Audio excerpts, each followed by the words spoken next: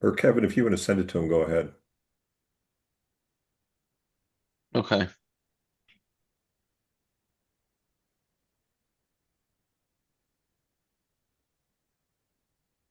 Okay, good evening and welcome. Let me get to my script here in front of me. Uh, Good evening and welcome to the January 2026 edition of the Tucson Macintosh User Group meetings. Let's all celebrate New Year's Day, National Cheese Lovers Day, and National Butter Crunch Day. We will next meet on Tuesday, February 17th at the same virtual location. This month, we will be learning how to unleash the power of Apple Photos with guest presenter Allison Sheridan, who is not yet here, but that's okay. It'll be another 25, 30 minutes before we get there.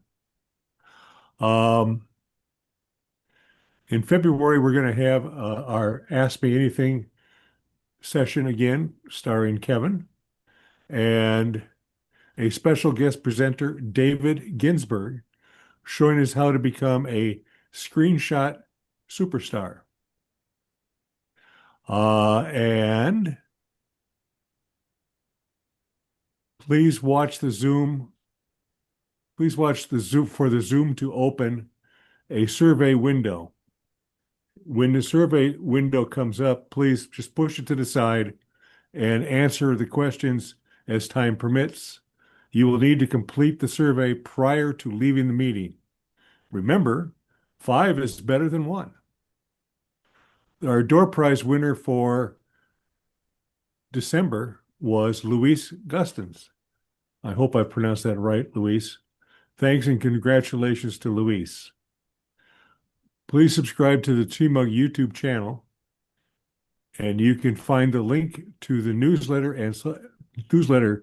You can find the link to that on the newsletter and social media page of tmug.com. If you haven't had enough of me already, I'm going to be a guest host on the For Mac Eyes Only YouTube live stream on Saturday, this coming Saturday, January 24th, starting at 11 a.m. Arizona time. It will also be available later on YouTube on the For Mac Eyes Only YouTube channel and also as a podcast. Are there any announcements that I've forgotten? Now's the time. In that, for that, we now move on to, are there any for sales or wanted to buy items from the floor?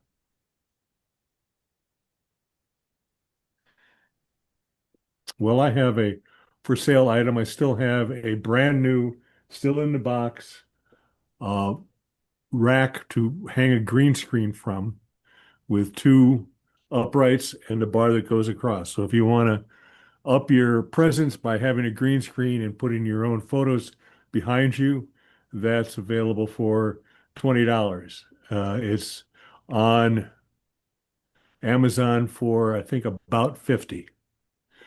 Let me know.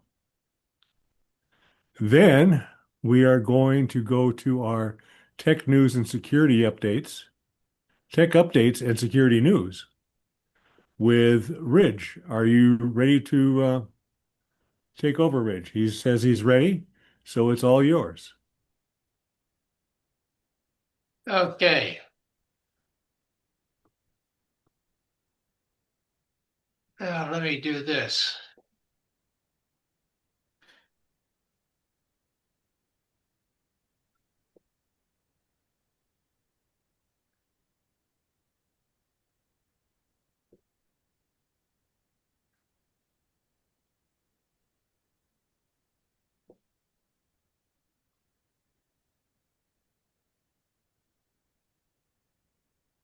Here we go.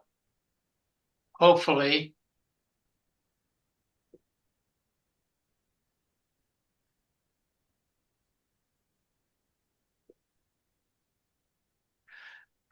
And of course, the first thing we see is software updates. And these are the programs that I thought would be most likely for members of the user group to have. And you can take a look. I think the important ones are Carbon Copy Cloner, Graphic Converter, Spam Sieve, and Super Duper. And of course, Zoom is 672 today. And Text Expander, which we were talking about earlier in the meeting, is now the 841. And Apple only released firmware updates to their Magic Keyboards that connect to the iPad Pro and the iPad Air. And coming, these are the things Apple says will be coming sometime in the future. We don't know exactly when they're going to be released, but anyway, these are they. There's a new Apple bundle that they released information on the other day called Apple Creator Studio, coming in a couple of days and containing apps that Apple says are going to contain exciting new intelligent features and premium content. And these are the icons of those programs that are going to get all this stuff.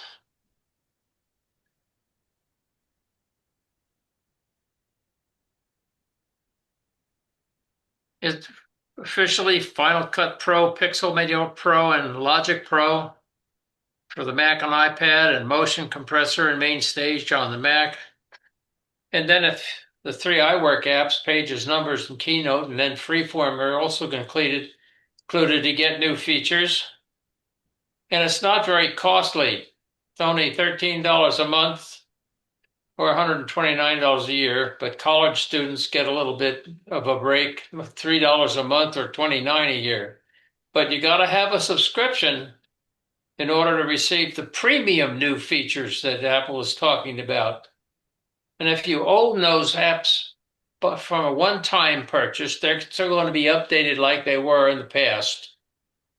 And this is a good look at the icons that the way they originally appeared on the far left and what they are now in the bundle, the Creator Studio bundle. I look at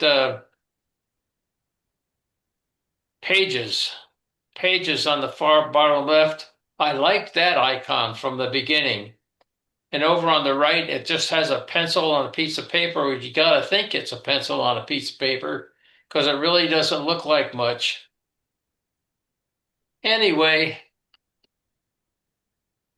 in miscellaneous, the Wall Street Journal said that J.P. Morgan Chase has reached a deal to take over the Apple credit card program from Goldman Sachs. So the biggest bank in the country is going to become the new issuer of Apple's credit card that has some $20 billion in balances. That deal has been being negotiated for more than a year. Now, other miscellaneous item, alongside the news that Pixelmator Pro is coming to the iPad with full Apple Pencil support, Apple has also confirmed that the more basic Pixelmator app for the iPhone and iPad will no longer be updated, but it's still going to work okay. So I guess they want you to go to the bundle. But anyway, there's a new patent application that has been approved, and it's for a pencil-like device to control the Apple Vision Pro. And this is what those drawings were in the patent application. So you can see the hand and the pointer and the buttons and so forth. Now, new emojis are coming later on with the next version of iOS. The ones I like are the butterfly on the left and the treasure chest on the right. But you'll see them sometime soon. Our iPhone issue here. The 17 Pro and the Pro Max owners are having trouble with speakers of their devices, complaining about static hissing noises that occur when the phone is charging. And it sometimes occurs when playing audio and turning down the volume, and it can even be heard when scrolling through web pages while charging, and even when the iPhone is not on a charger. It's going to need a fix from Apple. And there's a 1Password issue that reported by Adam Engst of Tidbits. He said for some reason it zeroed itself out during an automatic update, and his solution was to download and install a new copy of 1Password, and all the logins and everything were instantly available again, so he didn't lose anything. Gmail. Starting this month, Gmail's no longer going to be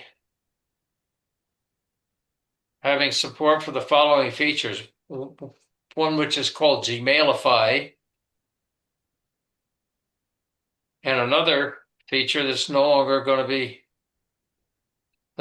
check mail from other accounts. The fetching emails from third-party accounts into your Gmail account with POP will no longer be supported.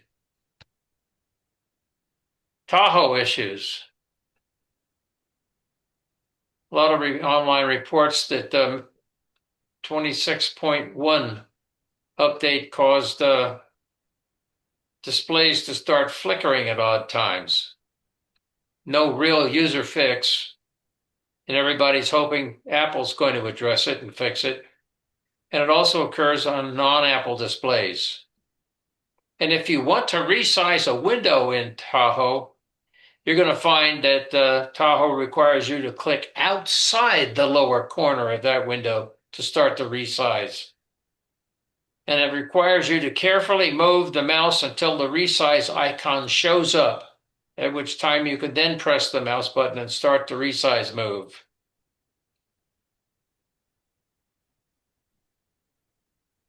And Apple is now said to have no plans to update the Mac Pro, and they may be considering to discontinue it completely. And then there's the Apple Fitness Plus Instagram account that were teased that service has big plans for this year, and something big is coming to the Apple Fitness Plus program, and we don't know what that's going to be yet. And the iPhone 18, some think is not expected to be released this year, and maybe next year. And stuff that might come later this year: foldable iPhone, all new home hub device, display updates, a first OLED MacBook Pro, and the first AI smart glasses. And the latest rumor on the iPhone 17e says that production is going to begin this month and be released sometime next month. Thanks for your attention to this part of my presentation. And now we'll switch over to items of security interest. Adobe, Mozilla, Microsoft, and Apple had no real critical security fixes to report this month. But Google did patch their Pixel Buds to fix a whisper pair vulnerability, which we'll learn about a little bit.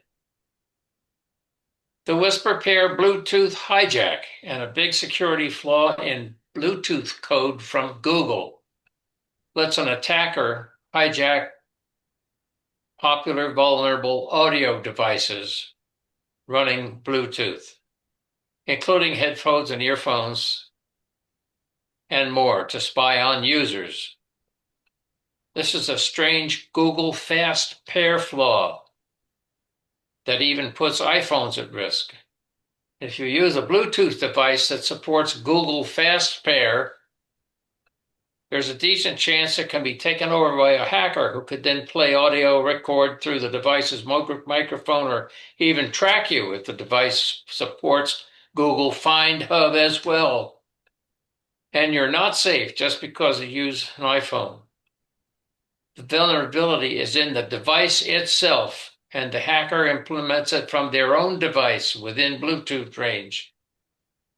Apple's iPods and AirTags remain secure since they do not support Google Fast Pair.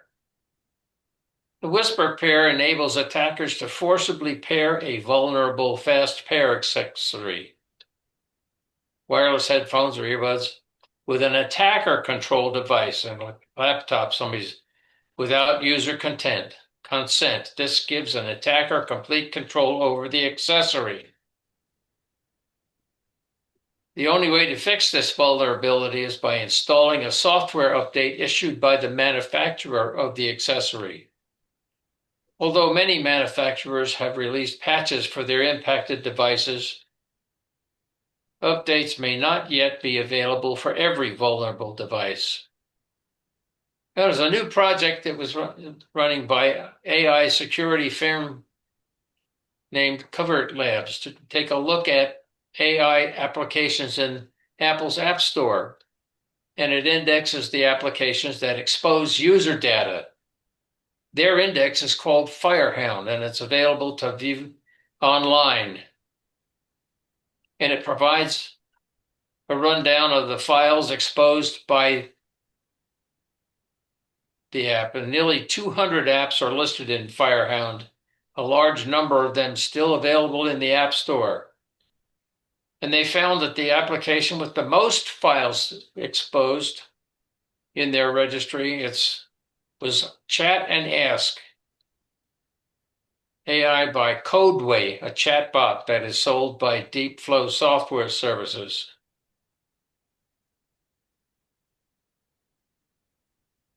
That iPhone AI apps expose your data.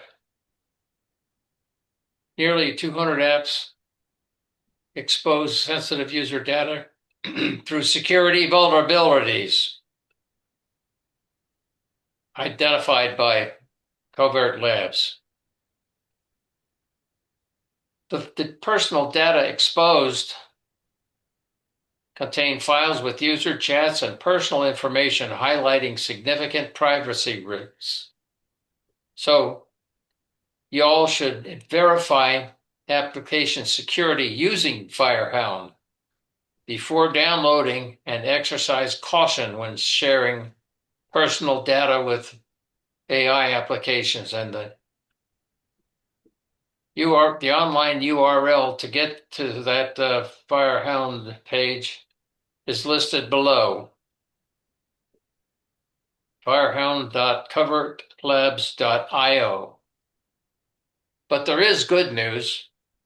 There are some antivirus recommendations from Macworld online, and their best free suggestions are Indigo Virus Barrier Scanner and Avast Security for Mac. And the cheapest ones are Intego Mac Security, Internet Security X9.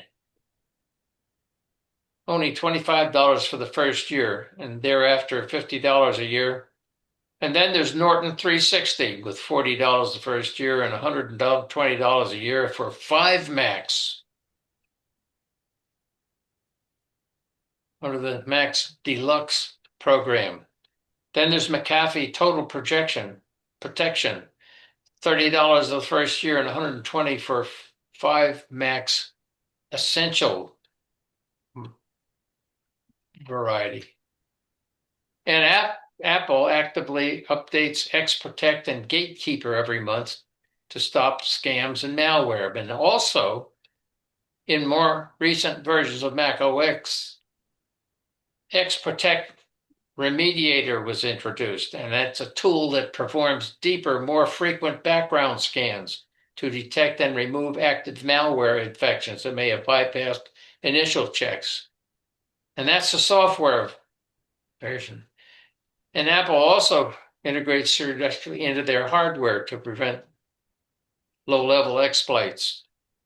And they have 3 ways of doing that. One first way is Secure Enclave. That's a dedicated hardware component that isolates sensitive data from the main processor. And that occurs in Macs with the M series chips and Intel Macs with T1, T2 chips. And another way they do that, integrating security, is with sandboxing, which is the Unix-based system that isolates applications from each other. And finally, they have a program they use called App Management, introduced in macOS Ventura, back with that's macOS 13. This feature prevents malicious software from modifying other apps on your system. It ensures that only the original developer can update their specific application. So software and hardware, Apple is trying to keep you safe. And Macworld Online suggests that to maintain maximum security, it's essential to keep your macOS version current. In addition, they recommend you do not override protections to install software, and that you don't click on suspicious links in emails, and that you exercise caution on social media. And you should be wary when connecting to the internet via public networks like at the coffee shop. And they recommend you keep an eye on those for whom you are responsible to see that they're also managing their Mac safely. That's it for today, and thanks for your attention. So, of course, stay safe is the motto. And that's it for me. Thanks, Thank you, Rich. Reg. Appreciate all your work there. And we're now going to move on to our election of TMUG officers with Bob Dahms. And the poll just popped up on my screen. So I'm going to push that to the side and wait until I can fill that out later. Bob, are you ready to take over? I'm ready. Can you hear me? I can't hear you. Go right ahead. Okay. The Tucson Macintosh Users Group elections for 2026. In accordance with the TMUG Constitution and bylaws, annual elections are held at the general meeting in January each year. Tonight, we're going to elect the officers for the TMUG 2026 Board of Directors for the positions of President, Vice President, Secretary, Treasurer, and Member at Large. The candidates for each position so far are as follows. President, Bob Wood. Vice President, Ridge Prevost. Secretary, Kurt Blanchard. Treasurer, Mark Jaffe. And Member at Large, Roger Harmon. At this time, I will entertain nominations for any of these elected positions from the floor. Are there any nominations? Since there are no nominations from the floor, I will accept a motion that the named candidates be accepted as the final slate of nominations for 2026 and be elected by acclamation. Do I have a motion? I move that you accept them as stated. Thank you, Lori. We have you recorded as making the motion. Do I have a second? I'll second that. Steve, I think you were first. Thank you for that. Yep. Either I or Bill. It was close, a tie. Anyway, but thank you. All in favor, say aye or raise your hand, please, since someone Aye. muted. Aye. Okay, thank you. Any opposed? I am seeing none. The motion to accept and elect the current slate of candidates for the 2026 TMUG Board of Directors is now carried.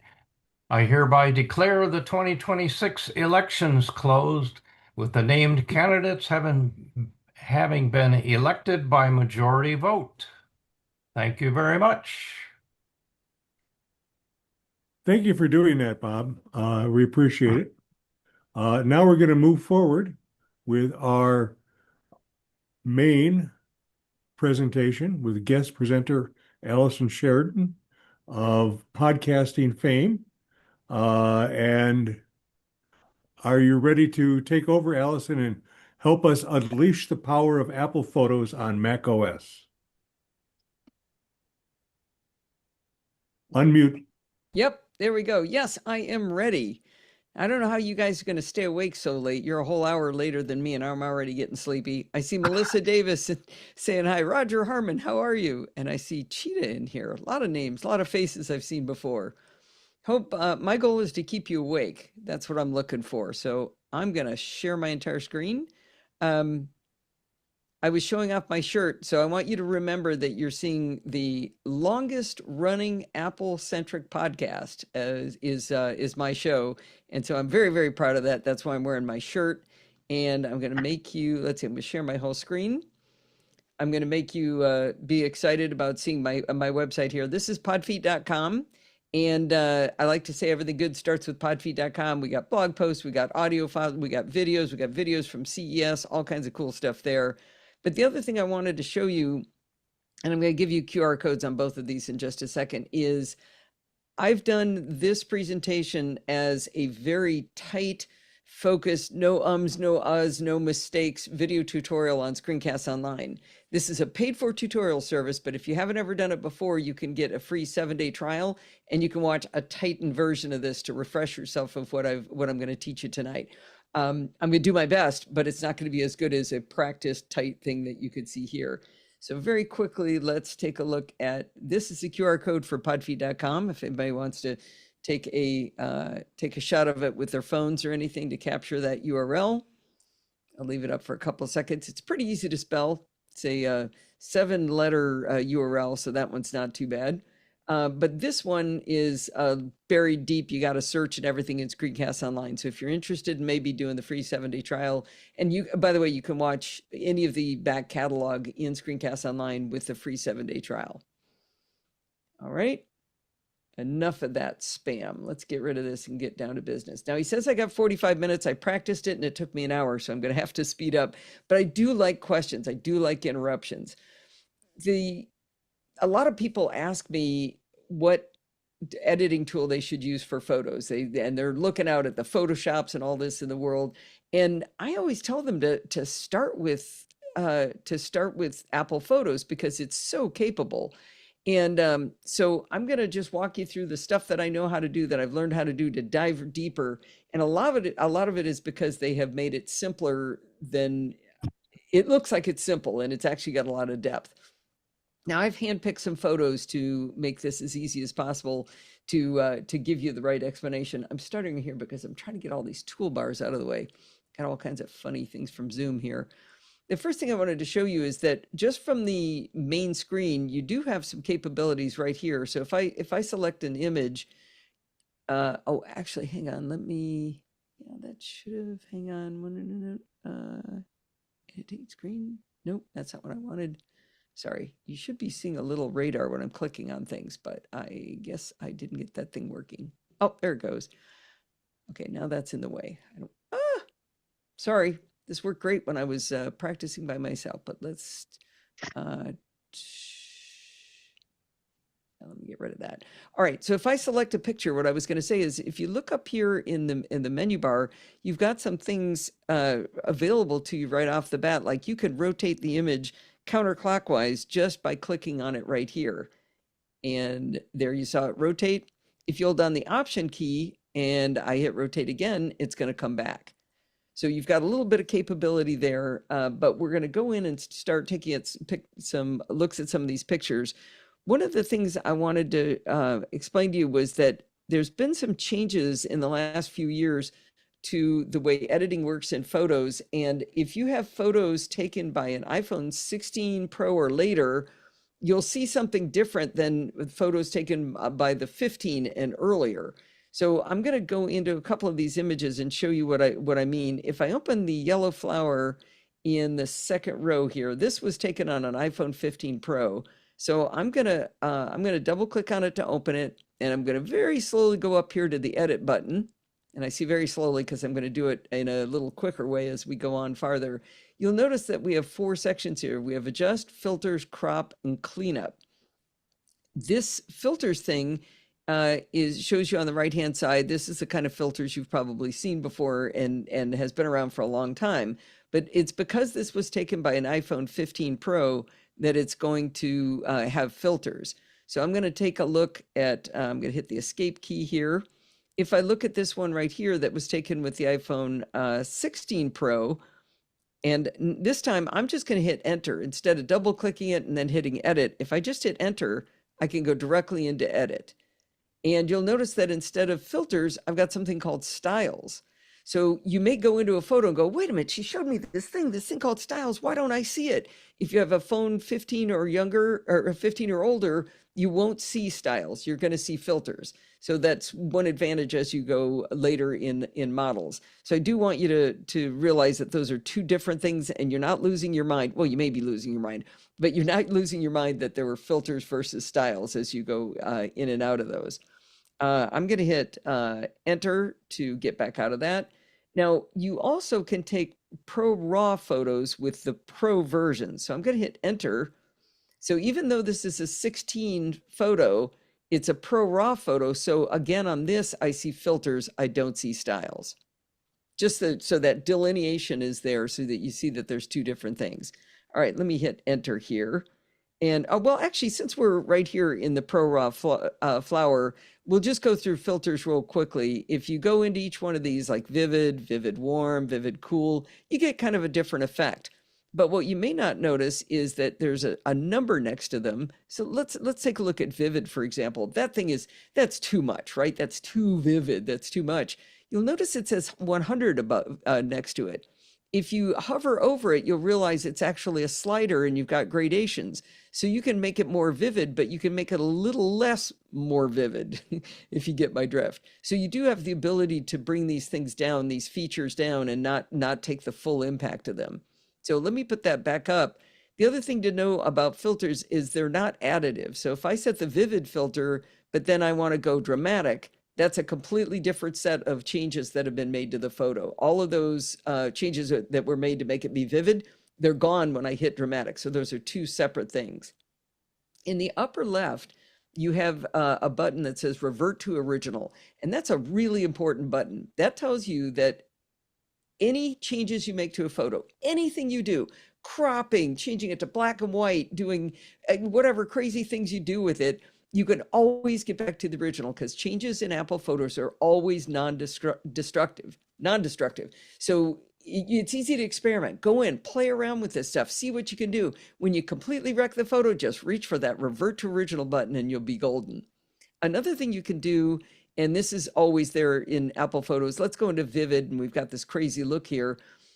One thing that's easy to do is overdo some of these modifications and changes to your photos. And so it's good to be able to see what did it look like before and what have I changed it into. And sometimes that'll tell you, whoa, you just went a little too far this time, Allison. And this button in the upper left is designed, spotlighted there for you. This button in the upper left is just basically shows you what it looked like before you started changing it. And if you click it, you'll see it blink. And I forget every time I click it. Instead, you can press and hold on it and it'll actually show you what it looked like beforehand. So just press and hold and you can see what it looked like before, and let go and you can see your changes. All right, let's revert to original. And let's see, what am I going to do next? All right, we're going to get out of this image. I'm going to hit enter and I'm going to go into the 16 Pro original yellow flower. All right, let's see. Okay, so I'm going to hit enter. I didn't need to click on it. And we're going to take a look at styles first, just because we're kind of on that trend. We've just looked at filters, and I want to show you how styles are different. By the way, remember, you can interrupt me at any time. I won't know if you guys have all fallen asleep, but you can interrupt me at any time because I know my material pretty well. Dead silence. It's weird talking to a quiet audience, but if you guys can behave yourselves, that's the way you want to be. That's okay. Allison, I'm going to interrupt you right now. Thank you There for you go. allowing us to do that. Does it matter what format these files are in, like JPEG versus RAW versus HEIC? Does it matter? Well, yes, from a photographic standpoint, RAW photos are images that give you a lot more information to work with. So you can do a lot more changes with dynamic range, highlighting highlights, bringing up highlights and bringing up shadows and bring down highlights. You could do a lot more of that with a RAW photo. I don't know that you need to worry about that, but JPEG and an HEIC, the HEIC, you're going to be able to do more stuff like with live photos within it, setting your focus and things like that. So there are more things you could do with the photo, but in general, you're going to see the same settings, with the exception of raw photos only have filters, they don't have styles. Does Thank that you. answer the question? Okay. Yeah, thanks. All right, so styles are unusual in that there's two sections over here on the right. You've got a section for undertones and you've got a section for moods. And those are two different things. So undertone styles adjust the subtle color balance, focusing on things like how skin tones and other colors are rendered. But mood alters the entire image, and it changes the overall atmosphere of the photo. And it does that by adjusting contrast, brightness, and saturation. So let's take a look at the, whoops, didn't mean to do that. Let's take a look at the undertones first. So we're in standard right now, and you can see up above that we've got this kind of pulsing white dot on this grid, and this actually means something. Let me go down, let me do a little more interesting one. I'm going to go to rose gold, and you can see that the pulsing white dot has moved from the center down a little bit, and down here we see tone and color of -20 and -20. Now, don't worry about those numbers right now, but we'll kind of come back to those. You notice the left side of this is kind of gray and the right side is more rose goldy. Watch, if I try to drag this straight across, I drag it across and I've completely desaturated the, well, not completely, almost completely desaturated this photo. You can still see it's got a little bit different color. If I go all the way across, staying again in a straight line to the right, now you can see I've made this rose gold really, really intense effect.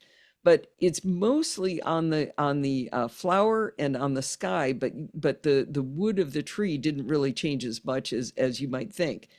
Now you can move this thing wildly like I am, and it's kind of a good way to experiment with what does this style do and what does it mean. So you can go up to the corners and see what the differences are. You can move it around, and you can always go back to reset the style. That's not where it was. Let's see if I left it up there.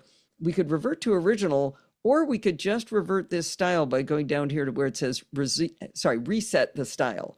So if I click that, now you can see we're back to our -20, -20. The other thing you do get is you get a slider just like we had with filters. So I can come on. In theory, I can drag, why is it? Oh, I clicked in it. You can type a number too, I think. Is that how it did it? Yeah, look at that. I didn't know you could do that. You can type in a number. You can type in 35. Or you can drag it like this. And if you double click it, what happens? It goes to 0. Just checking. Sometimes they reset to their default value. That one defaults back to 0 for some reason.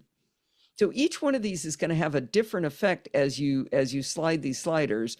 Let's reset that style, get it back to the default. But you can go through these and each one of them is going to be different. So this one doesn't really desaturate. The bright one is going to do some different things as you move it around. Looks a little bit desaturated, but it doesn't show that gray. Let's see what it does up there. You see what I mean? That you can just kind of move this around in the different axes and say, hey, well, right there, that looks just perfect. That's what I want to see. But maybe the effect's a little too much and I want to dial it down. Now let's go down to, let's see, I'm going to go down to the mood styles. Let me reset this. And the mood style I'm going to choose is vibrant. And this is going to affect more of the image. And you'll notice now that its coordinates for tone and color are -30 and 33. And those values mean something within a given style. They don't actually mean anything style to style. Like if you dial in the same numbers, and I'll show you that in a minute, it doesn't necessarily give you the same thing. So if I go to the left on this one, it's going to desaturate the image again, and to the right, it's going to saturate the image. But it's really affecting the entire thing. You're seeing the greens are coming out, the browns are coming out, the blues are coming out. Everything is being affected. The entire feel and mood, if you will, of that image is coming out. The ones I wanted to show you, I'm going to reset that. I want to show you muted black and white. And you see how it says 40 and 0. And if I go to stark black and white, it says -100 and 0. Back here, that's so 40 and 0. So if I take stark and black and white and I make it 40 and 0, where's 40? 40. I'm going the wrong way, aren't I? Word 40, now I should have practiced this. Oh, 40 and 0. It's hard to get it right on, but that's okay. So that's 40 and 0 between that stark black and white. Now I go to muted black and white. It doesn't look the same. And that's kind of what I was saying is those numbers mean something within the style that you're looking at. So they don't mean anything style to style. They don't make them the same. All right, if there are any questions on more questions on style, I'd like to get into the adjustment tools because I think they're a lot more valuable. Anybody need any questions on this before I change gears? Yeah, the styles are only available on photos taken with anything above like the 16 and above. Correct. Correct. Okay. It didn't exist. So I think the information isn't there in the images. I assume it has something to do with the camera that's in the phone. So you don't get styles until after you get a 16 or 17. Okay. I wouldn't feel bad about it. I don't think, I mean, this is cool, but I really like the adjustment tools. I think they're a lot more interesting. Thank you. All right. I'm going to revert to original and hit enter to be done. And I think I'm supposed to grab a different photo. I have really good notes from when I did this at MacStock. So, Allison? Yes, sir. Yeah, the styles and moods and so on, the fact that those are sliders puts a whole new light on that. I've never thought that tool was worth even touching. And it puts definitely, that's a very interesting idea for people that want to really do some subtle work with photos. Because there's a lot of power in Apple Photos that Apple never talks about. Yeah, I do. Yeah, Thanks. well, it is interesting how those things are like, you don't notice it's a slider until you hover over it. And all of a sudden you're like, oh, look at that. But if you'd never hovered over it, you'd never notice it. We're going to Exactly. see more stuff like this. We're going to go to the pink rows and the second row is what my notes say to do. And we're going to start playing around and adjust. And one thing I wanted to show you, if you're a keyboard junkie, you can switch between these. A is adjust, F is filters, C is crop, and cleanup isn't anything at all. So if I go, but you can use command 1, 2, and 3, and 4. So command 1 is adjust, command 2 is filters, command 3 is crop, command 4 is cleanup. Now, personally, I don't ever do that. I go up, I push a button. I'm a keyboard junkie, but that one doesn't do that much for me. But okay, so I've got the adjust tab open. And one of the reasons I think people don't realize how much power there is in Apple Photos is that they simplify the interface. With the first time you open up Apple Photos, you're just going to see these 12 controls and these 12 adjustments, and that isn't that interesting. There's not that much to do. It kind of looks like, oh, I can just do light or whatever. I do have a button up here where I can do auto enhance, which I think is also Command E, and you can get to it from the menus. But if I click that on some images, it'll dramatically change. That wasn't a big change. If I hold this before and after, you can see it's a little bit of a change, but not that big of a difference. But in some photos, that can help. That can do something. Now you'll notice that once I hit this, by the way, that's yellow on black because I'm in dark mode here. But if I think it's, oh, I've got it in my notes somewhere. It's a different color if you're in light mode. Let me undo that. But you notice now that I've clicked that, you'll see a blue check mark next to light and color. And the auto button is solid there. By the way, I wish I could zoom in, but you can't zoom in on Zoom, believe it or not. If I zoom in my screen to show you that, you won't see the zoom, which is really unfortunate. That's why I'm trying to use this little spotlight to help. But that's telling you that something has happened there. Let's uncheck that. And let's go down into each one of these. And it turns out you'll notice there's a little chevron next to this. And if I click on it, all of a sudden, oh, shoot, I blew my story. I'm supposed to have that folded up. You'll notice that you get this slider next to light, and I can drag this up and down and change the lightness of the photo. That's pretty cool. And that often that can do, be helpful for trying to adjust the lightness. I can also use this auto button, and you'll notice it's solid white again with the black letters like we saw when I did auto enhance on the entire thing.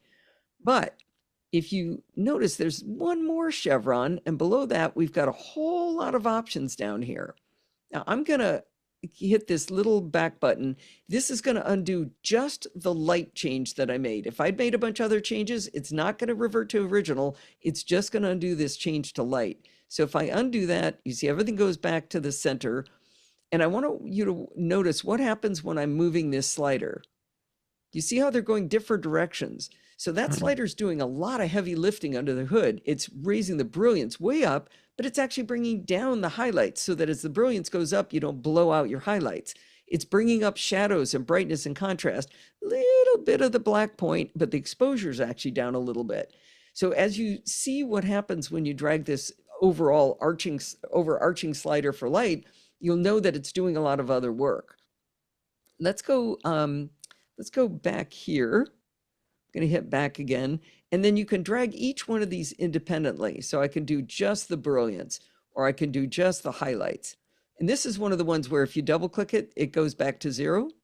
So it goes back to its starting point. Well, the other one, I guess the earlier one I did, it did go back to 0, but that wasn't its starting point. But these all go back to 0 to their starting point.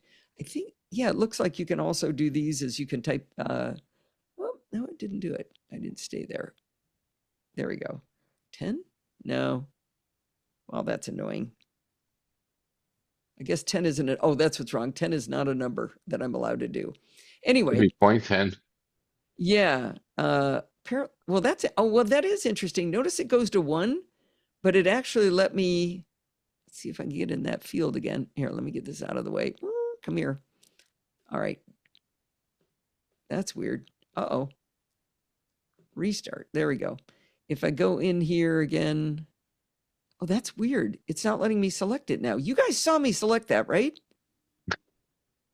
I didn't make that up. No, I saw that. Oh, there it goes. There it goes. Okay, now it's got it. Okay, so it let me actually put in 2, which is twice what the slider can go to. So if I drag the slider, it only goes to 1. No, now it's going to 2. Interesting. I have a quick question, Allison. So when you make an adjustment in here and you click done, it's non-destructive, correct? Absolutely. So if you reopen it, say that photo a week later, will the revert to original still be there? Yes. A year later, Okay. it'll be there. Okay. 5 years later, it'll still be there. You can Okay. always get back to original. So experiment away. Just go nuts on this thing. And just another comment, the cleanup button is R. Oh, is it really? Oh, look at that. That's exactly what I would have picked for cleanup is an R. Okay, thanks, Apple. I'll have to adjust my notes. That's awesome. How did you figure that out? I'd look for it. I went into it and I hit the A and then I just hit everything on the keyboard. Okay, you're the experimenter. I love it. Hey, Okay, Allison, good. Yeah. when you let your cat walk across the keyboard, sometimes you discover these things. There's that too. Definitely a way to do it. I like to have a cat on the keyboard and a dog in my lap. So, Oh, perfect. let's see. Oh, here's another thing to note is one of the things I really like. They do hide these features under these little chevrons, but once you find the ones you like, you don't have to leave these all open or all closed. So if I get out of this image, I hit done and I go into a different image. Whoops, just hit enter. And I hit I'll hit A for 1. You'll notice that the same 2 things are open. Light and the options under light are still open. So if I close up options and I hit done and I escape out of that and I go back to our rows, I hit enter. Now just light is open, but not the options. So there's no history setting on this, is there? You know, like what Photoshop has? Yeah, like a slider, you can go back through history. No, you can hit undo, but I'm not sure. I'd have to think about whether you can do much undo, like sequential undo later. That's a good question. I'm not 100% It's sure. in the file or view menu, like it is in pages and numbers, where you could go back through the history. Oh, you mean you're talking about You remember that? version history? Yeah, Yeah, not really, because you're not version. saving a file, really. Okay. So what's being saved is the original photo, and then some metadata about the photo that says, okay, adjust the brightness to this and do some cleanup here and crop there. That's all in a sidecar file. Oh So gosh, like a and when you reference. export it as a JPEG, it all gets squashed into one file, and that's a destructive change to that JPEG. Mhm. So you can't drag that JPEG back in later and edit it, but the original photo that's in here, whether it's a JPEG or RAW or HEIC, it's still the history would still be in here, but not if it comes back in from the outside. I guess you could just undo, undo, undo, and then maybe redo, Yeah. redo, redo. Right. That's what I'm wondering, whether a month from now, can I come back and undo, undo, Yeah. undo? I don't think you can, but I'm not sure. Any chance you can use the tab key to tab through those places where you were entering values? You mean in the options? Yeah, like when you were entering digits in there, when you double click on it, I wonder if you let's can see, tab to the next one, like No. a highlight. No. And it No, won't let you use like arrow keys to. I don't think so. And I'm not sure the value of Yeah. that, because typing in numbers, that seems awfully, I mean, I'm pretty anal, but that seems pretty detailed. I think the sliders are doing it. So let's close this up and take a look at the next one. Lost my place in my notes. Styles. I'm way past styles. I accidentally hit the down arrow to the bottom. Yeah, let's take a look at light. Or I'm sorry, we did take a look at light. Let's take a look at color next. And sorry, I do need to be at find my place is there. Yeah, color. There we go. All right, let's go down to color. The same thing happens here. You can hit auto for it to choose the best color option that you have here. And you can also use the slider, same thing. And then with options now, we have saturation, vibrance, and cast. And this one's real interesting, because as I'm dragging this back and forth, if I go to the right, you'll see saturation and vibrance are being messed with. But when I go to the left, saturation and vibrance stop moving. I'm sorry, saturation does. I'm going to go all the way to the left, and now that's desaturated completely. So saturation by itself is being affected once you get from the middle point to the left. So that's a little bit different. The other thing I want you to notice is I had actually made some adjustments to the light, and you'll notice that there's still that blue check mark. I told you in using filters and styles that they're not additive. Adjustments are additive, so you can change the light and the color and do some of these other changes. So they are additive. So keep an eye on your little blue check mark, show you, oh, don't forget you've messed with it over here, and maybe you did or didn't want that. So let's see. All right, that was it. So these experiments are fun to do, because you get an idea of what you can do with the settings in here, with the different adjustments. And I like to experiment by swinging them wildly, because it tells me, oh, that's what that thing does. But unless you were trying to make a black and white image, and there's other ways to do that, you probably don't want to ever swing that far to the right. But maybe you want to just saturate it a little bit. And small adjustments can be much more effective than wildly swinging it and thinking, wow, that looks great. Again, back to the importance of this button is I often don't realize how crazy I've made an image. Actually, that's not looking like it's changing. That's odd. All right. I guess I haven't changed it that much. Cast is going to change from, where's my notes? I have notes on that. Sorry.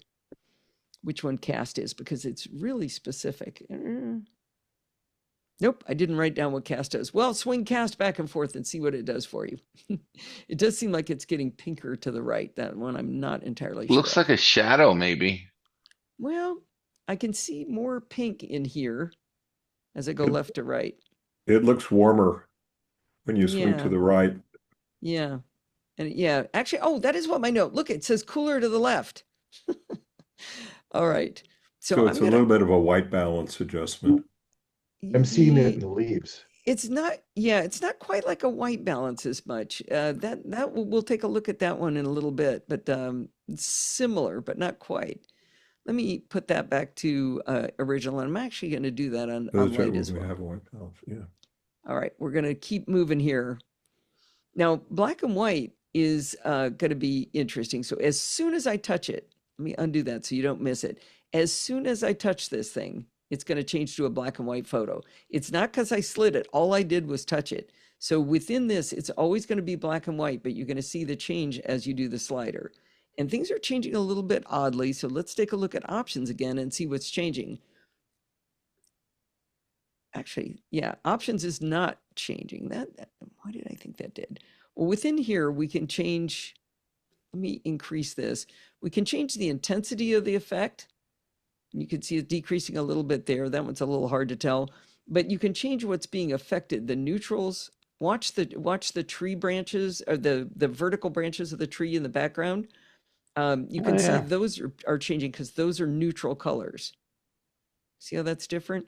And then the tone, let's see what happens with that one. That seems to be affecting almost everything, but more the leaves than the flower itself. Now I'm gonna zoom in a little bit. I'm gonna pinch to zoom here, and let's go auto on this. But then I'm gonna mess with grain, and as I crank this up, you see how that gets real grainy. And the idea is to kind of try to give an old timey photo look to it, an old time image, black and white image. If I go out, you can't quite see it, but you can sort of tell that looks a little bit different.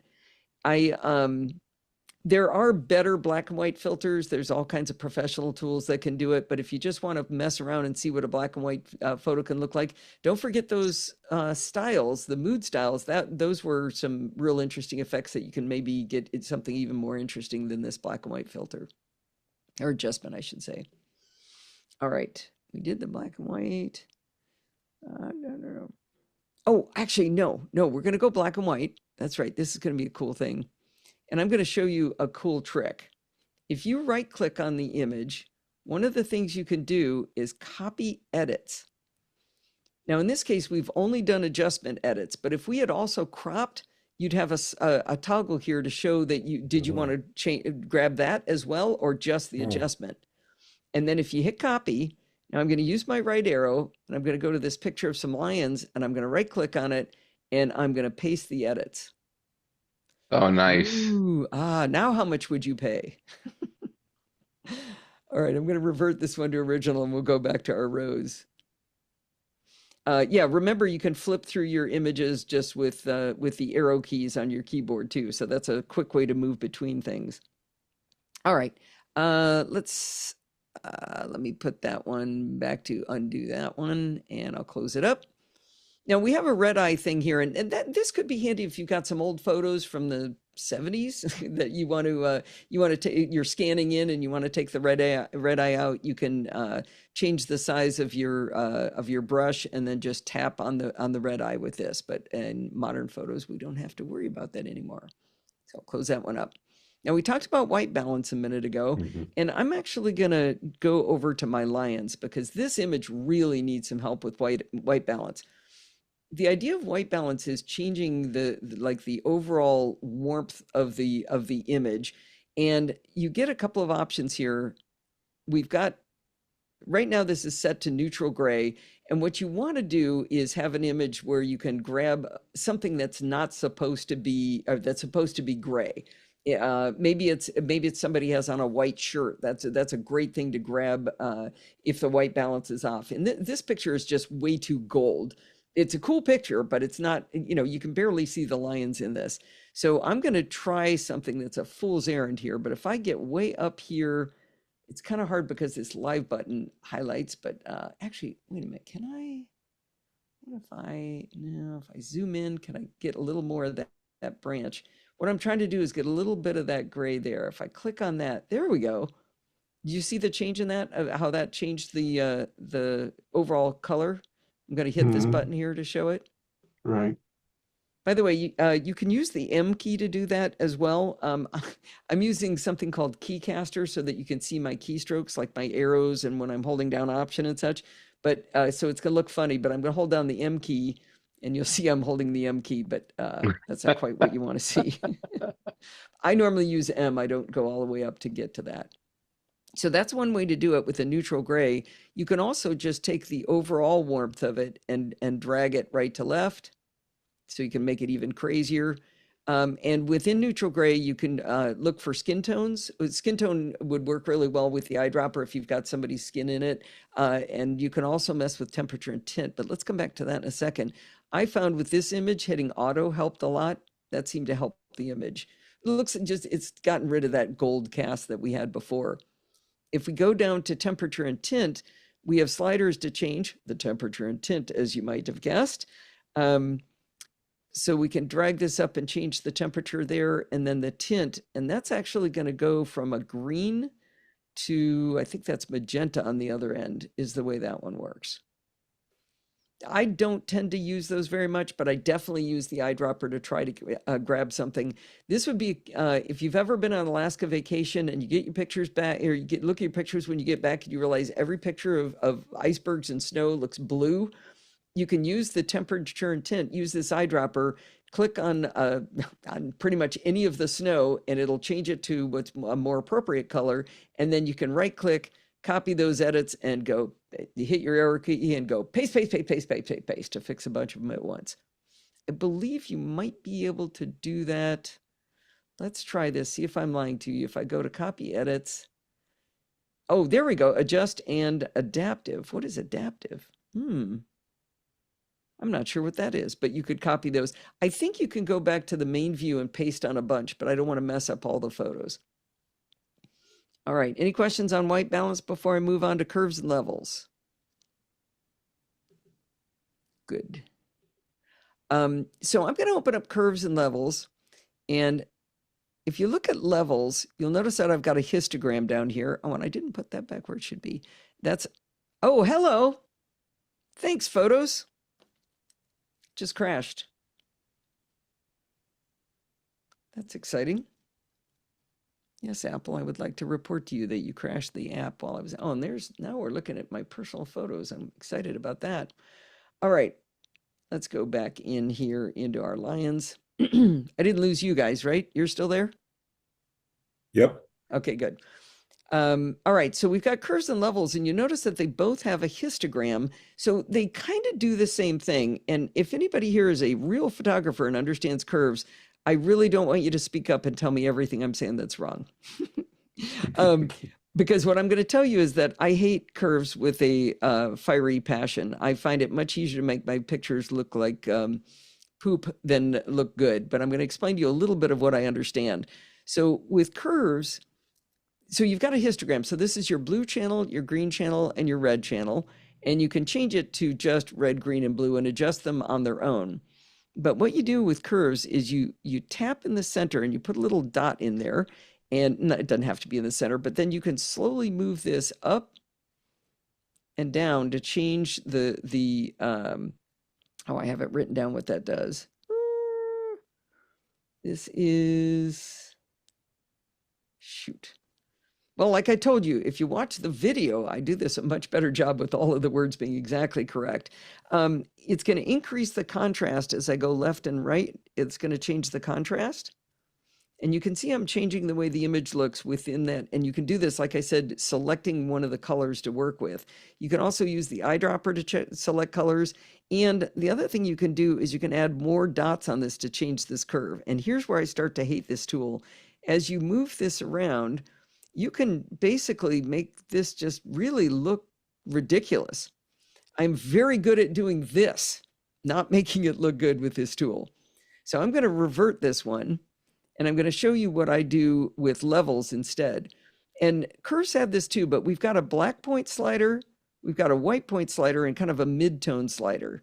And when I'm away from it, you only see those three, but you've also got these intermediate slider points. If I drag this, I can change the entire image right to left, and everything's kind of changing a little more predictably. I can tell what's going to happen with this. And I mentioned dynamic range earlier. If you look at that, when the question was about raw photos, notice that there's no information out here in the green channel. If I wanted to really expand the dynamic range of the green, I could switch to the green option in levels. And then I can take this and move it over here. And now, and also I'd probably move this one in here. And now everything green in this image, I've got all data between here and here. And I've got more information now is spread across the spectrum. And I know I'm not doing a great job of explaining that. Works a little bit better in luminance when I'm working on it. And obviously this isn't what we would want the Lions to look like, but we could do some interesting things within here with it set like that. So let me pull that back and put it back on RGB.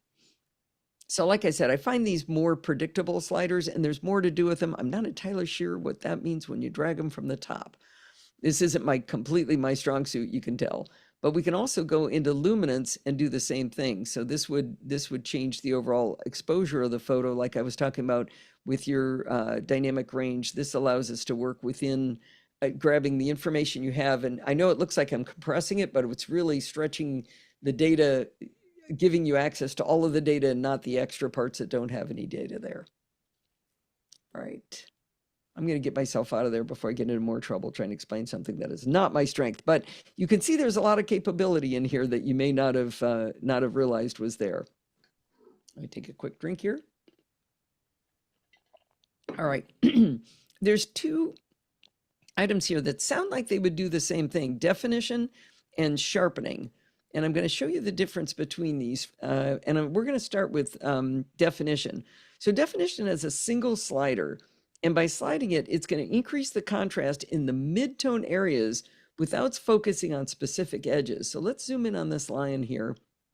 And if I drag this up, you're going to see that his face is getting more defined, but you're not really noticing a big change in the reeds behind him, the grasses. You can see the difference with that. So let me put that back and switch to sharpen. And sharpen is going to work with, where to go? Sharpen has three different sliders. We've got intensity and edges and fall off. And these control the contrast between edges in an image. So it's going to make details look crisper. So you're going to notice a change in these grasses up here. So let me increase the intensity here. And I'm going to drag edges up. And you're going to you see the huge change I've made in the grasses. Now, the lion doesn't look so great anymore, but I'm really, if I zoom back out, you can see that the reeds have been much more defined. Slide that down, they look a little more muted. The higher up I go, the more intense that edge effect is. Now, fall off's job is to make the sharpening effect more or less prominent. So if I drag this down, it's going to be less prominent. And if I drag it up, it's going to be more prominent. You can see that's really getting crazy looking. Now, when you're working with something like sharpen or even definition, I highly recommend you look at this at different resolutions. I mean, if you're just throwing that picture on Instagram and, it's going to be this big on somebody's phone, I wouldn't worry about it. But if you're, really want to do a nice job with your photos, you want to zoom in and say, maybe I pushed that one just a little bit too far. Let's use our previous button. You can see how different that is. Now, we've also introduced a lot of noise in this picture, and we do have a noise reduction slider that we can work with. And this is probably the weakest tool in photos compared to what you can get with some other tools. So I can try to soften or reduce the noise, but you can see it's really softened up the lion's face. Let me check and uncheck that one feature. Yeah, you can see his eyes are you can barely see him, what's going on anymore. So it's not the strongest feature, I don't think, in all of Apple Photos. Any question on the difference between definition and sharpen? Sharpen, I think, is what you mostly really mean when you're going, oh boy, I would like that just to be a little bit crisper. I think sharpen can help you. All right, let's take a look at selective color. And selective color is, where are you? There you go. So I'm going to stay zoomed out on the lions. And selective color starts with 6 color wells. And you can do more than just these 6 colors. But if you choose one of these colors, like I'm going to choose blue, and then you can mess around with the hue, saturation, luminance, and range of just the color blue. And I chose blue on purpose because there's no blue in this image. Notice the hue is not changing one little bit. So this is an image that has no effect on blue, but if I switch it to, say, green, and now I mess with the hue, you can see a more of an effect. You can see that the trees have really come up, but it hasn't had a lot of effect on the rest of the image. So I'm doing a good job of pulling the greens out. If I go see back, it in the tire tracks. Is it really green in there? Yeah. A little bit. I'm not seeing much in the tire tracks. Much. Well, let's take a look at yellow. Anybody think this one might do something? Oh, yeah. Okay, so we got it green all the way to a pink. Pink lions, that's kind of crazy. So if you wanted to really go for a specific color, let's see if I can zoom in and grab these trees. I probably should have picked a different picture, but anyway, let's use our eyedropper. We could go out and say, okay, I just want this color. Now I've got I've used the selective color. That's actually changed from being yellow to being that color I just picked. Now, if we drag this up and down, we're really changing the greens. I think if I reset that, yeah, now I can get yellow back. The last slider is called range, and let's mess with the yellow again. Let's change that. If I crank the range all the way up, a wider range of that yellow is being affected. If I lower it, less of the yellow is being affected. So it's a narrower band of yellow that it's looking for. It's looking down here, it's looking for yellow, not this golden yellow that I've got here. So you can, if you lower the range, then maybe you can bring up the yellow that you do want to see. Or in the case of our green, if you want to crank up the greens, if you do a lower range, you can get just those trees to come in. And that actually starting to look pretty good. You can see that there actually was some color out in the brush there. Was this your backyard? Yeah. No, this was an African safari. Oh. The last one is vignette, and what you're probably used to seeing a vignette, when I go to the right, you can see that it's darkened the edges. But what's interesting about the vignette tool is you can also go to a brighter light. And I had a really cool black and white photo that when I did that, it just made the whole thing just kind of glow, and it was a really cool effect to go to the light end. Let's go back up here to this end, and let's also mess with radius. If I go all the way to the right, I kind of like this effect on this photo because it sort of looks like I'm looking through binoculars at lions instead of them only being about 15 feet from the front of the Jeep. So that sets your radius, and then softness will then soften that radius. You can see how it's a much softer effect as it comes in. All right. Now, let's do some more stuff. We're going to play with live photos. So I'm pretty much done with the adjust stuff that I've done here. Any question about what I've done here so far? All right. Let's see, let's revert to original for the next time I have to do this. Okay, and escape. Now I'm going to go into a different album here where I've got a couple of other things. I'm going to look at this video of Victoria Falls, and I've got to move my iPad. What I wanted to show you was this is a live photo. So if I hover over it, it's moving, as you can see. But one of the coolest tricks, and you can actually do this on your phone when you take a picture. If you have a picture of moving water, a river or a waterfall, it's really great for this.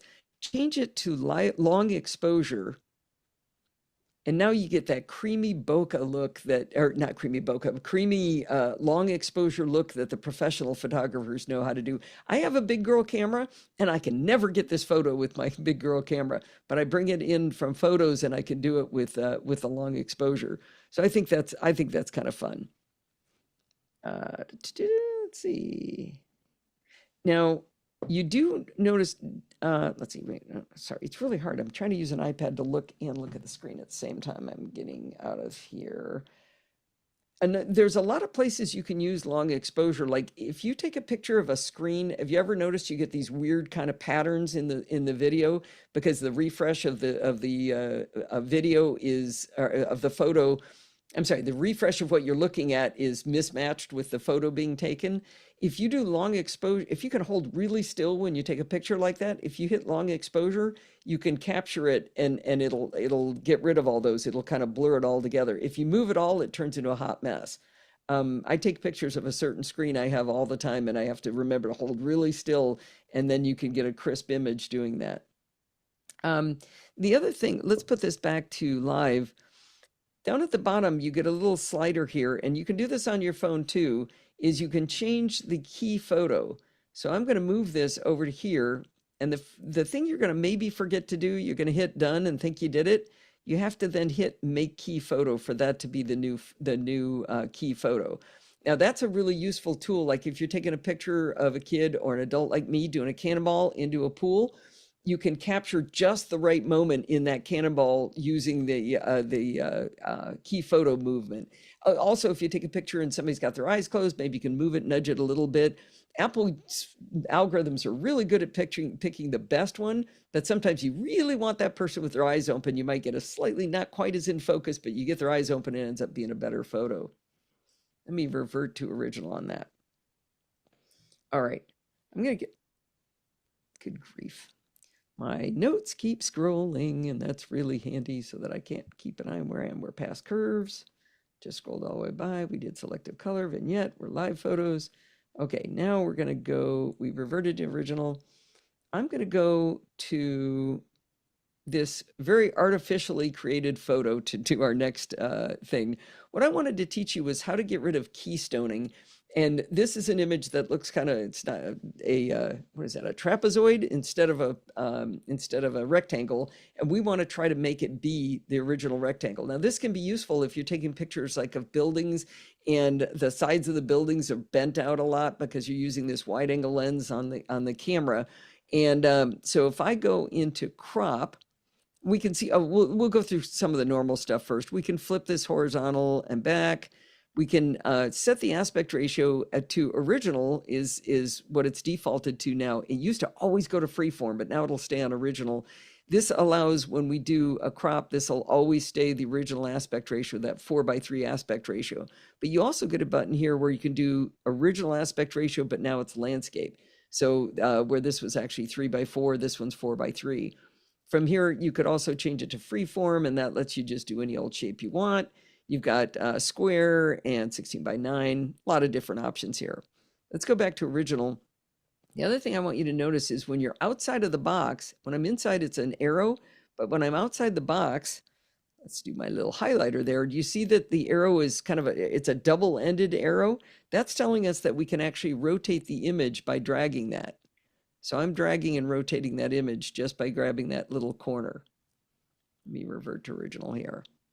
Now, the real fun is these three sliders. So straighten is an important one, especially, please, for the love of all things good in this world, if you take a picture of where there's water in the background, a lake or the ocean, make the ocean horizontal. It ruins the picture when it isn't. I see so many people post pictures online. I'm like, look, I can't, my eyes are bleeding. The horizon's not straight.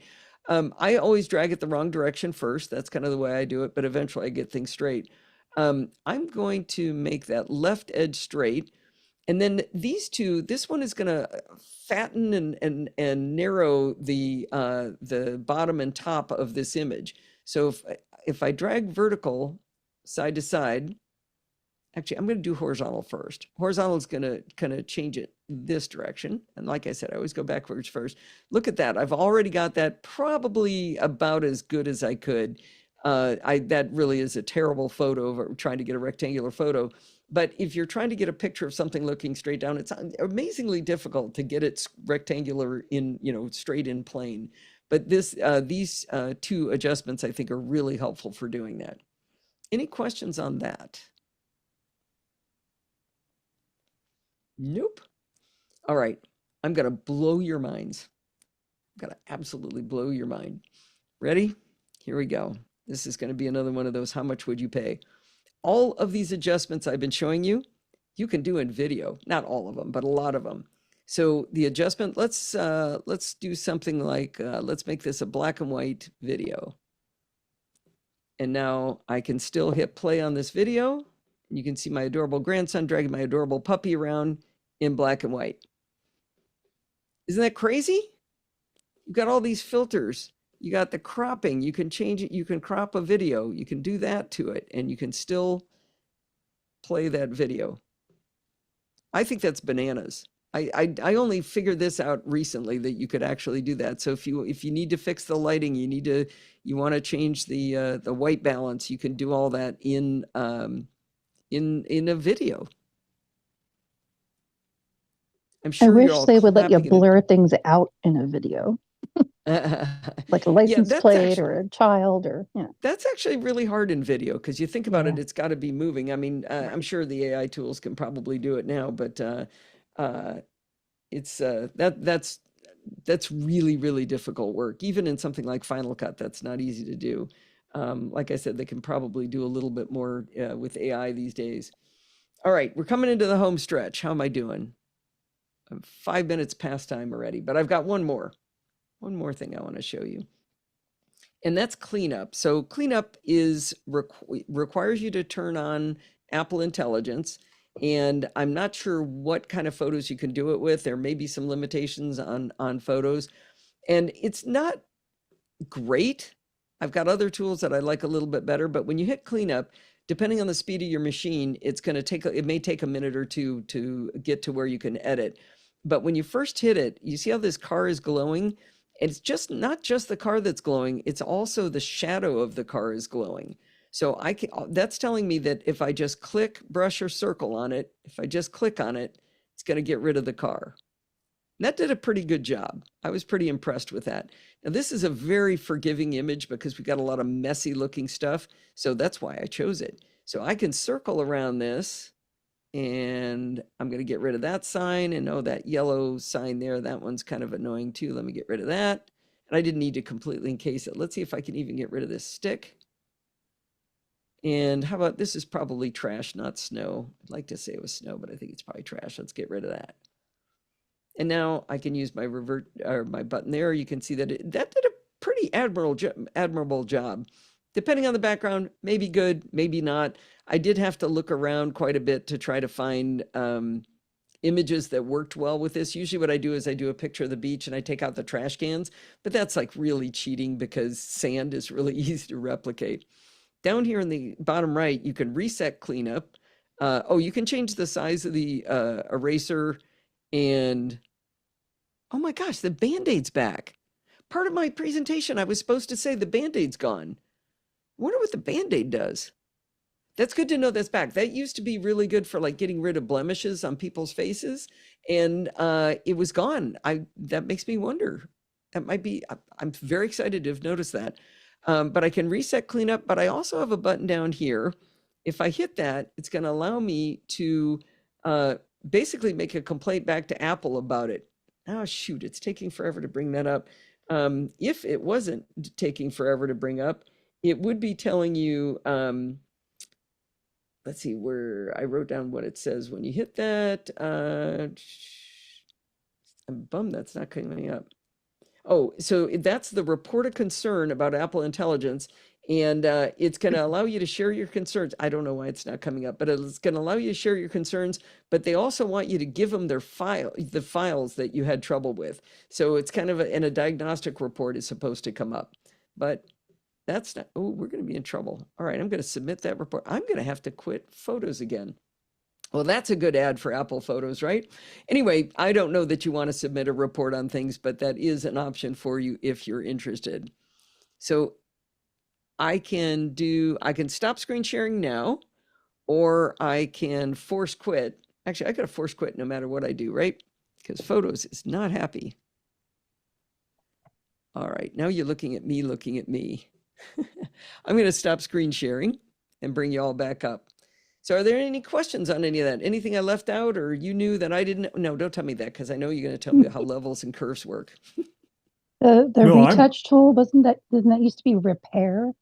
I'm wondering that's why the keyboard shortcut is R for retouch. Maybe. At least that'll help us remember it, right? Because it's one of the tools in there. Mm-hmm.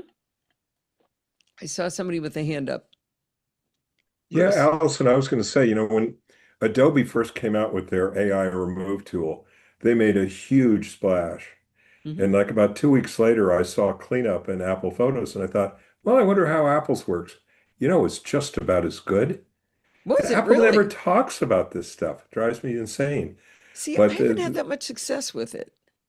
Well, it depends how you do it, and I mean what the thing is, but experiment a little bit because, it's got to obviously recreate the pixels that, because when you remove the trash can, the bushes aren't there behind it, so it's got to figure that out. But the Apple tool works really well.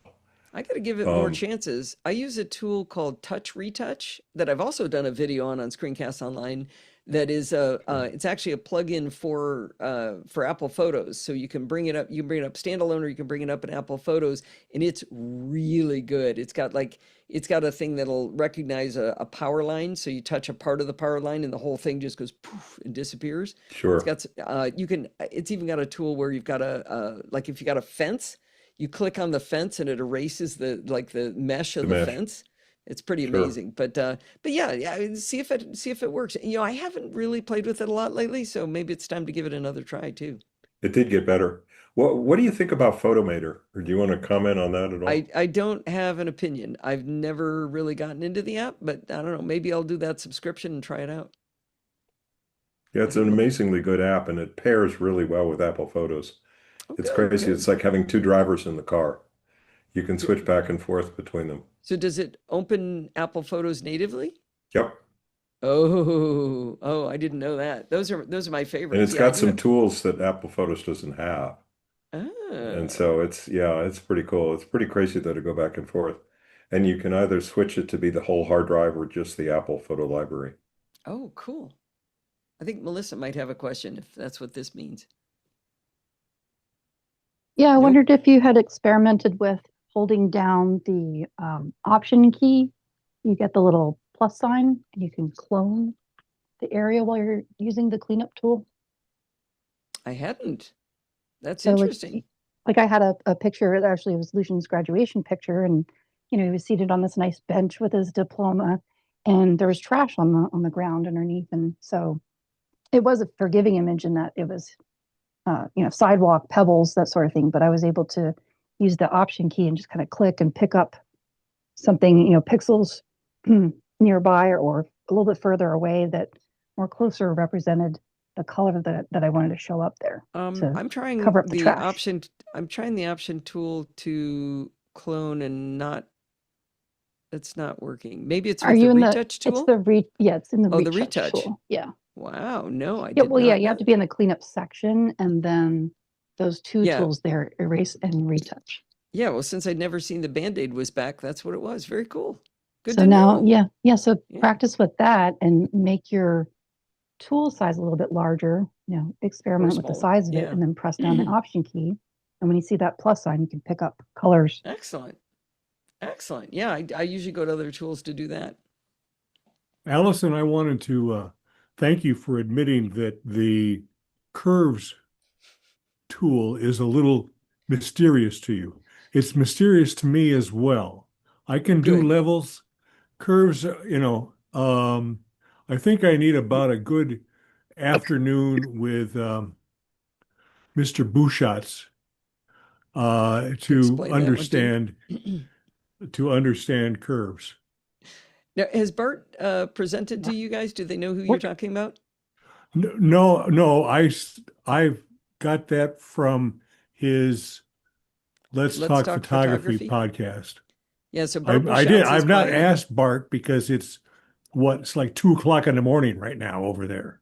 Might be a little bit late for him. He's presented for us. He gave us a presentation on passkeys, I think. Did he? Mm-hmm. Yeah, after I did. Oh, okay. Mm-hmm. Yeah, so if anybody didn't know who he was, he's on my show every other week doing a segment called Security Bits. Fantastic security. He's a security specialist for a living, but he also has Let's Talk Photography and Let's Talk Apple, two really great podcasts. And a great human. Well, are there any other questions for Allison before we let her go off to dreamland? I actually just have one quick question. Is there an option in Photos for not zooming in, but do you know what gigapixel is? Resizing an image? There's a name for that. I know what you mean, where it actually adds pixels, like you've got a low-res photo and you want to up-res it. I think it's called resing up. Yeah, that doesn't exist in Apple Photos. Okay. I'm trying to remember. I just heard about somebody doing that recently that it was surprising to me. But anyway, nope, can't do that. That's probably an AI thing. Yeah, I was using a program from Topaz to do it, and it was great, but they just went subscription based. Oh, bummer. It's People seem to be going that way, and it's kind of ruining it when you don't need to use an app all the time. Yeah. If you've I got the think old that- Topaz apps, they still work. Yeah, they will only for the next year or so. I think the old legacies are supposed to stay legally. They have to leave them Are functional. they? Well, we'll find out. I think Depends when you bought Chris them. Wesselman, I think both Chris and I have a copy of Gigapixel. So if you need something have to gain in resolution, No, I own let I one of own a us know. copy. So, Oh, okay. as a matter of fact, when I launched it last week, they told me that since it's a legacy version, I get the new non-AI version for free, which made no sense because that's a subscription based.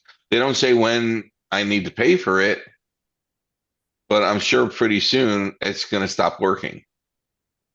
Okay. Well, Well, if I'm there are gonna no head more out. questions for Allison, I have, we're now up to the fun part of the evening, which is the door prize. Can I bail? And I would like Allison to ask her S lady to pick a number between 1 and 36. Okay. Should I mute my mic? Or you could type it in or whatever. Let's see. Wait, did you say between 1 and 10? 1 and 36. 1 and 36.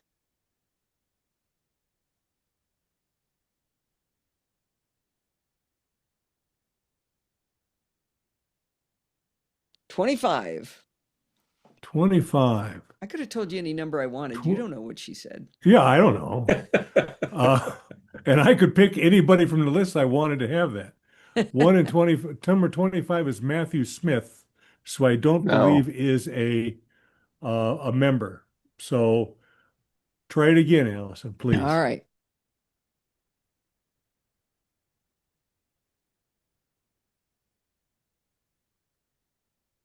$30. 30. Oh, here's another Owen Kingston. All right. Yeah. You don't have to mute your mic though. A random number between 1 and 36 is 25. 25. 25, we do had that one 25? already. She's repeating herself. A new random number, I guess.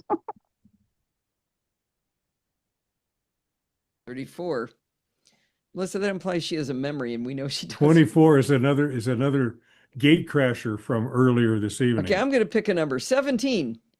17 works. 17 is Tony Ewing. All right. Hey, congratulations, Congratulations, Tony. There we go. All right, now can I go have dinner? Please Thank do. you, Sheridan, very Allison. Thank you, Allison. Thank you for coming, Thank you. everybody. Thank you very Roger much. and Bob, I'll see you in July. I think so. Max Doc. God willing, and the creek don't rise. We'll be There there. we go. All right, sounds good. Bye, everybody. Thanks, Allison. It was Bye-bye. wonderful. Bye, Allison. Thank you. Take care. Bye-bye. That was interesting. That was. I never realized you could do so much with photos. There's an awful lot there. So are there any general questions? Because I'm Do we sure know that why the gate crashers came in earlier? I don't know why. Somehow the Zoom link got out to people who wanted to upset the Zoom meeting. Well, we do But put it on Facebook, so that's probably how they got. Maybe we shouldn't do it on Facebook for the future. Yeah. Because everybody in the group gets the newsletter or knows somebody. You know, And if they didn't get the newsletter, they can download the newsletter from the website, and that'll have the link, or they can send a inquiry to our chief communications officer, Roger, and he'll give them the link. Or So- they could join groups.io and subscribe to the calendar, and it'll be right there on the calendar. If they're a member, Yep, yes, that's why they just subscribe. groups.io and subscribing to the calendar, I think, is very important. and I think we're that going would to be. That's my Yeah. favorite feature. I'm sorry. How Go ahead, about Bob. legitimate visitors like Marty and Gary and so on? Marty and Gary are both members. Oh, that's right. But if you're legitimate, you would go to the website, know about the website, and probably know how to find the link here. Okay. Yeah. Versus So- these script kiddies that just see something on Facebook. Yeah, let's go upset everybody. Let's go upset all those gray people in the mug meeting. So if there's nothing else, I hope that I have one everybody has. question. Yeah, I have go a ahead. question. Is there a dedicated email address from which Apple Talk comes from the TMUG group?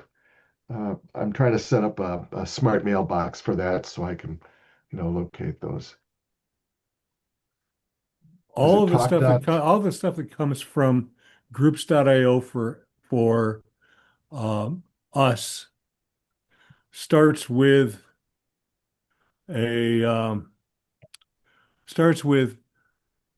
square bracket tmug, or it starts with square bracket and the name of the group, such as square bracket tmug dash announce square bracket. So maybe you could put anything in that says square bracket tmug dash and use that as your key to put it in a separate folder. Thank you. Or starts with square bracket tmug. Or Right. I would just do contains tmug. Okay. You There you know, go. Okay. that would make Yeah, it even easier. that would. Yeah, And thank you. and Lee, I don't know when you create your rules for mailboxes like that, do Yeah. you do it in the mail app? Yes. Can I make a recommendation to try? Please. Create it up on iCloud.com. Okay. This way they move over on your iPhone as well. Okay, that'd be great. Well, that's a Thank real you. good idea. Yeah. Wow. Okay, I'll do that on iCloud.com. That's a great idea. Yeah, Thank because you. like I have to dump stuff into one folder, and this way my machine doesn't need to be on. Okay, great. That's it. Can I ask a quick question on what was Allison's last name? Sheridan. Thank you very much. And her Bob, first do name you is The have Great. Middle name is Allison. Bob, do you have the link to the video she was referring to when she did her class on Apple Photos? I It'll do be on her not. website. Maybe it's on her She website. did Yeah. she did do this same presentation on, well, you could go to podfeed.com and look around there. You might be Okay. able to find it there.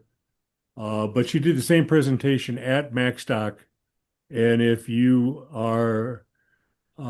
could ever get you to come to Macstock, Chris, or subscribe to or pay for the digital pass, you can see all those things.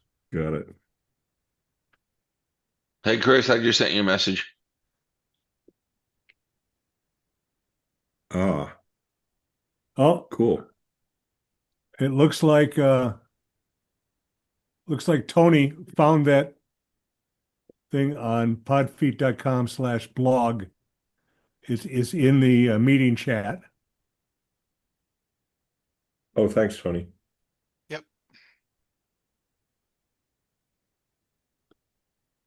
I'll save the chat once again. Well, I'm very happy that everybody was able to attend and everybody has gotten through the holidays. And I would like to say, please come and see us again next month and learn how to how to use screenshots and screen recording to become a screenshot superstar. Hey, can we save the chat? Does someone need to save the chat? I just saved the chat and I'm going to send it off to Susan. In fact, I saved it just before Tony posted his link and I just saved it again. Oh, don't forget the So- QR code. And the QR code is in is in the chat. I don't know if Susan's going to be able to get that into the chat summary she posts on TMUG Talk or not. But if you have not completed the poll, now is the time to do so. And I hope everybody stays safe and healthy. And I'm glad that Mark Jaffe, our treasurer, was able to make it home without incident. He was on I-10 for most of the meeting. And Mark, you'll be very surprised to learn that you've once again been reelected to be treasurer of TMUG. You can exhale now, Mark. Good night, all. Good night, everybody. Good night. Good night. Good night.